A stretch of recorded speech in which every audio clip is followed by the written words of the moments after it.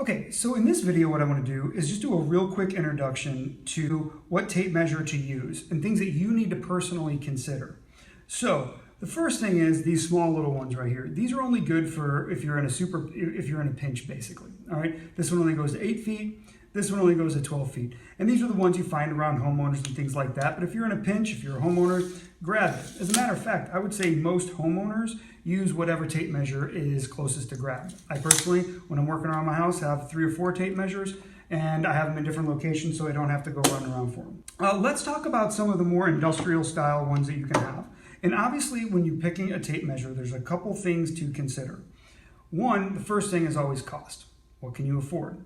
I typically recommend if you're going to be an electrician, especially a residential or a commercial electrician, and your tape measure is going to be being used just as much as your wire strippers and your conduit bender, you want to spend a little bit of money on it. Okay, but if you're starting out and you can't afford it, you buy what you can and you work with it.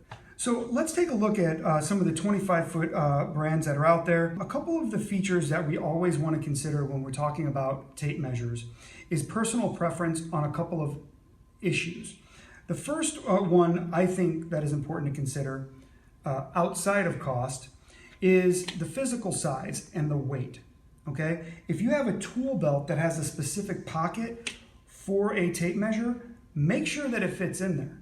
Okay, if it doesn't, you're going to be relying on the clip to hold on to your belt. Okay, and so the reliability of this clip is also kind of an issue you want to consider along with the actual size of these. Okay, I know a lot of electricians who like these like pseudo metal ones right here that are somewhat plastic. Sometimes they are metal, the old ones are. They like these because they're lighter, okay? And if they're carrying around every day, all day, they want to make sure that they want the least amount of weight in their tool bag or their tool belt, okay? Those are so physical size, very important.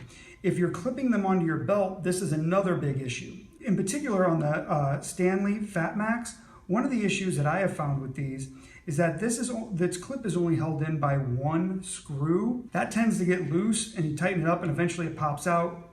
And then you either have to replace it or get a new tape measure, which seems to be what everybody does. This one by Milwaukee is another. This one has 3 screws in there, does not move at all. The clip is a little bit more solid. I like that feature as well. The other ones here, the Kleins, some of the other off brands that you'll find, they typically have 1 screw. So that's 1 plus for Milwaukee when you're considering it, okay? Another feature that people like, especially electricians, really like to consider is the standout, okay? And what the standout is how far you can take a tape measure out, and I'll just force this, before it goes limp, okay? That's a feature that is very important for people who are standing, feeding this out, okay? This is where I think the FatMax has an advantage over some of the other ones just because of how thick it is, okay? And this is a feature that people, they can really, really dive into because the standout on this does 2 things. 1, it can go farther. 2, it tends to last a little longer. The more you use these, the less that standout will actually be able to go before it flips over or before it just goes ahead and pops out. Another feature that I know people like is with some of them, in this case this Milwaukee here, there's a magnet on the end of this.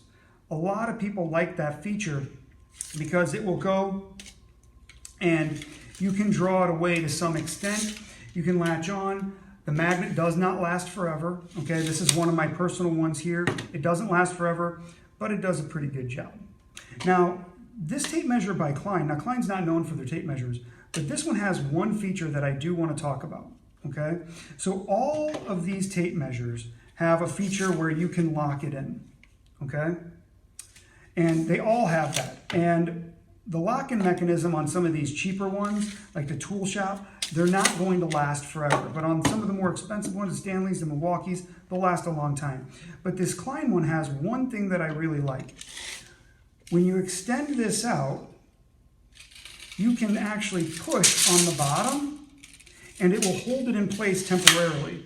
I think this feature is very cool because you can stretch it out, clip this, hold it into place, come in with your other hand, lock it in. Another feature to consider is how big are the ends here? Because if you're going to be clipping onto something, how well is this going to clip on? Because if you're stringing this thing out 20 feet, the bigger this end is, a better chance it has of staying on there. Now it's a double-edged sword, because if this is too big, this can get stuck in things, and I'll just use this as an example here, and it can be a kind of a pain in the butt to get out. You may actually have to walk all the way back over there to get it out. That's another thing you want to consider, and as you get more used to your tape measures, you'll find what features you're going to be more comfortable with. Another feature that you want to consider with your tape measures is with this hook, how reliable does it feel? Okay, you can see that on all tape measures, this moves, and the reason it moves is to offset when you're hooking onto something. So the reason this moves is so if you're measuring against something, or if you're hooking in here, you will get the same measurement.